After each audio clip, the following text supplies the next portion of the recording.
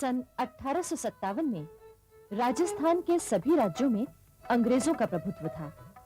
मारवाड़, मेवाड़, जयपुर, जोधपुर और कोटा में कंपनी के गवर्नर जनरल के प्रतिनिधि मौजूद थे। इन सब के ऊपर था एजेंट टू गवर्नर जनरल, जो अजमेर में रहता था। उस समय राजस्थान में अंग्रेजों की 6 छावनियां थीं। ये छावनियां नसीराबाद, नीमच, देवली, ब्यावर, एरनपुरा और खेरवाड़ा में स्थित थीं। इन छावनियों में 5000 भारतीय सैनिक थे।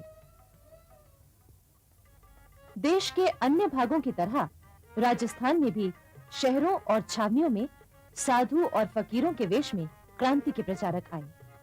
उन्होंने सैनिकों में चर्बी वाले कारतूसों के खिलाफ प्रचार किया और विद्रोह की भावना जगाई। चर्बी वाले कारतूसों की बात सैनिकों में बिजली की तरह फैल गई।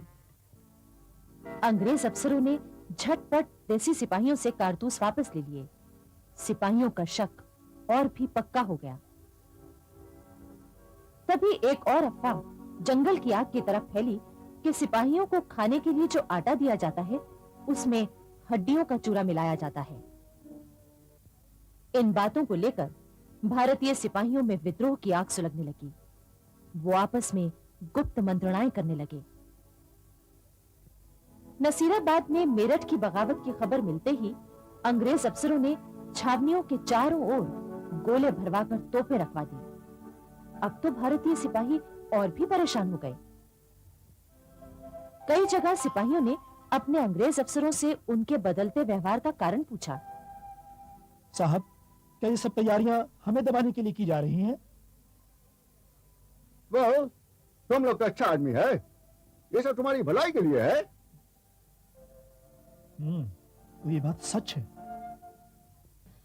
आखिर 28 मई 1857 को दोपहर 3 बजे 15वीं इन्फेंट्री के सिपाहियों ने क्रांति का बिगुल फूंक दिया। वो अपने अपने हथियार लेकर बैरकों से बाहर निकल आए। तोपों पर तैनात भारतीय सिपाहियों ने जरा सी भी देर नहीं की। उन्होंने छावनी पर अंग्रेजों के हमले को विफल करने के लिए तोपों के मुंह मोड़ दिए। क्रांतिकारी सिपाहियों का उद्देश्य था हथियार और खजाना अपने कब्जे में लेकर दिल्ली की ओर बढ़ना। जोधपुर और जयपुर में उनका रास्ता रोकने वाले अंग्रेजों को मुंह की खानी पड़ी। उधर नीमच के क्रांतिकारी चित्तौड़, हमीरगढ़ और बनेड़ा स्थित अंग्रेजों के ठिकानों पर हमला करते हुए दिल्ली की तरफ चल दिए। निम्बाहेड़ा की जनता ने उन्हें भोजन रसद आदि दी। उधर एरनपुरा की सैनिक टुकड़ी जब मारवाड़ के रास्ते दिल्ली की ओर बढ़ी तो आउवा के ठाकुर कुशाल सिंह भी उनके साथ हो लिए। उन्होंने बिथोरा नामक स्थान में कर्नल हीथ को हराया। 18 सितंबर 1857 को राजस्थान के agent to governor general George Lawrence के साथ आउवा में एक बार फिर टक्कर हुई। जॉर्ज लॉरेंस हार गया और क्रांतिकारी दिल्ली की ओर बढ़ गए। उधर भरतपुर में महाराजा ने विद्रोही सेना का रुख देखते हुए अंग्रेज अफसर मेजर मॉरिसन को सलाह दी कि वो भरतपुर छोड़कर चला जाए। मजबूर मॉरिसन 8 जुलाई 1857 को चला गया। 11 जुलाई 1857 को अलवर में भी विद्रोह छिड़ गया। अलवर और आसपास के गांवों की जनता भी सिपाहियों के साथ हो गई। उसने आग में घी का काम किया। जयपुर में नवाब विलायत खां, मियां उस्मान खां और सादुल्ला खां की क्रांति योजना विफल हो गई और उन्हें बंदी बना लिया गया। इसी समय टोंक की सेना ने भी विद्रोह कर दिया। नीमच से आए क्रांतिकारी सिपाहियों के साथ मिलकर नवाब से धन वसूल किया और फिर दिल्ली की ओर चल पड़े। मेवाड़ के असंतुष्ट सामंत गुप्त रूप से राजस्थान की क्रांतिकारी सेनाओं की लगातार मदद करते रहे। वहां विद्रोह भड़कने की पूरी आशंका थी। क्रांतिकारी सिपाही जब दिल्ली पहुंचे तो अंग्रेजी सेना ने दिल्ली पर घेरा डाला हुआ था। क्रांति दल ने पीछे से हमला बोल दिया। अंग्रेजों को हटना पड़ा। राजस्थान में सन 1857 की क्रांति का एक महत्वपूर्ण केंद्र था Kota. Political agent major Burton ने महाराव से कहा कि वो जयदयाल, रतनलाल और जियालाल नामक अधिकारियों को उसके हवाले कर दें। इस बात पर भारतीय सिपाहियों और अंग्रेजों में मारकाट छिड़ गई। मेजर बर्टन और उसके दोनों बेटे भी मारे गए। इतिहासकार लिखते हैं कि कोटा के क्रांतिकारी इतने जोश में थे कि उन्होंने मेजर बर्टन का सिर काटकर पूरे शहर में घुमाया।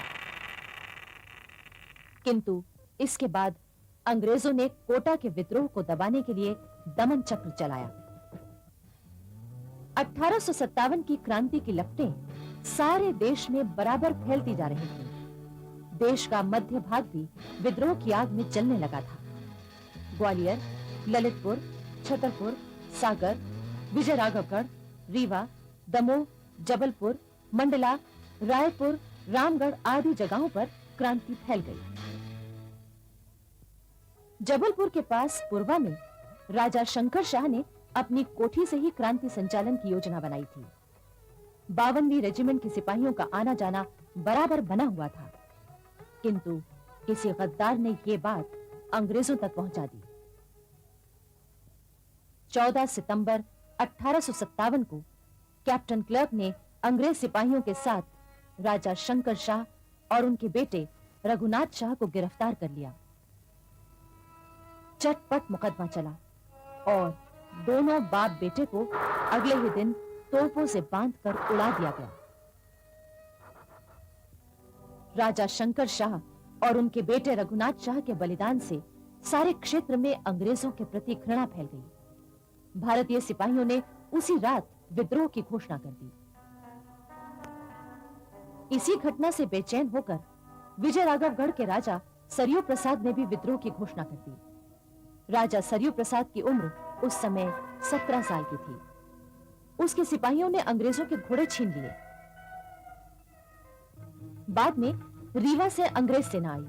क्रांतिकारी सेना से युद्ध हुआ। पराजित होने के कारण राजा सरयू प्रसाद फकीर का वेश बनाकर वहां से निकल गए, परंतु अंग्रेजों ने उन्हें सन 1864 में गिरफ्तार कर लिया। जबलपुर में उन पर मुकदमा चला और काले पानी की सजा दी गई। किंतु राजा सरयू प्रसाद स्वाभिमानी व्यक्ति थे। उन्होंने आत्महत्या कर ली और इस तरह एक और स्वतंत्रता सेनानी शहीद हो गया। इन्हीं दिनों बघेलखंड के स्वतंत्रता वीर ठाकुर रणमत सिंह ने अजयगढ़ में अंग्रेजों का शासन खत्म किया और नौगांव छावनी पहुंचे, जहां क्रांतिकारी सेना उनसे मिल गई। ठाकुर रणमत सिंह उस समय के क्रांतिकारी नेता तात्या टोपे और कुंवर सिंह से संपर्क बनाए हुए थे।